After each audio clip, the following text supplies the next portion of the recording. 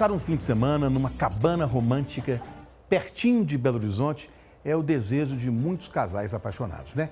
Conforto, descanso, né, daquela rotina corrida. Pois bem, essa era a promessa de uma publicidade divulgada nas redes sociais, que atraiu vários consumidores. Mas a hospedagem estava longe de ser uma realidade.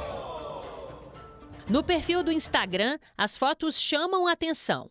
As cabanas são bem decoradas, parecem aconchegantes e ficam supostamente em Brumadinho. As fotos eram muito bem feitas, o catálogo deles era muito profissional mesmo. Você tinha interação dentro do catálogo deles no próprio WhatsApp, quanto no Instagram.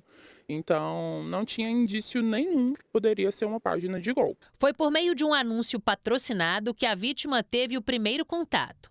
A mulher, que prefere não se identificar, contou que estava passando por um momento delicado e queria descansar. Conversa no WhatsApp, aparentemente foi tudo muito formal, dentro do padrão, já que eu tenho costume de conversar com outros hotéis, outras pousadas que a gente já tem costume de fazer contratos, só que como eu estava realmente muito abalada emocionalmente na época, eu não cheguei a pesquisar no Google, buscar muitas informações, eu acabei indo mesmo pela confiança e pela ansiedade de querer ir logo, descansar logo minha cabeça, eu acabei conversando, indo na conversa e efetuando o pagamento, passando os dados segundo o que eles pediram mesmo. A negociação aconteceu por mensagens de celular.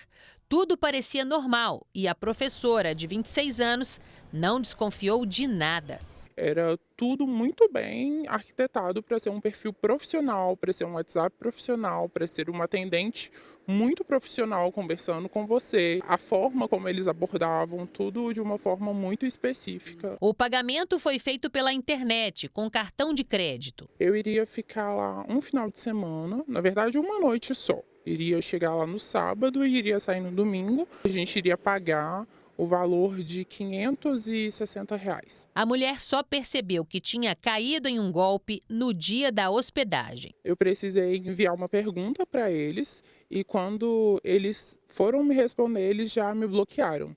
No que eles me bloquearam, a mensagem não chegou, eu já desconfiei, comecei a ficar muito ansiosa na hora, comecei a ter uma crise.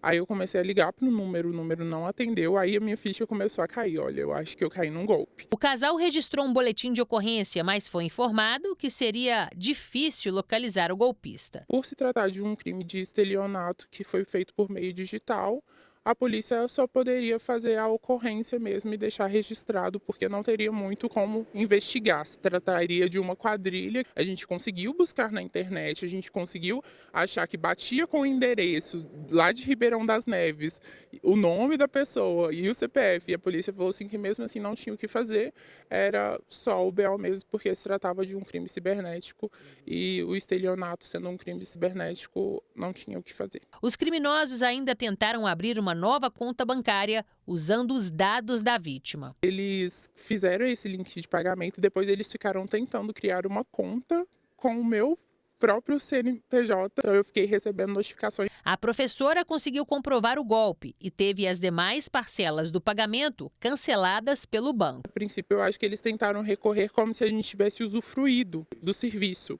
Então, a gente precisou anexar o BO, demorou mais ou menos um mês para o banco entender que a gente realmente tinha sofrido golpe e que não era para descontar as próximas parcelas, porque a gente tinha conseguido parcelar de 4 vezes. Pouco tempo depois, surgiram outras vítimas. Como nós encontramos um Instagram chamado Cabanas Brumadinho Golpe, nós encontramos várias vítimas que nos procuraram também para poder saber quais que eram as medidas, como que procurava a polícia, para poder saber como que fazia o boletim, se realmente funcionava o boletim. A Polícia Civil informou por meio de nota que existem registros de possíveis crimes de estelionato em nome do estabelecimento.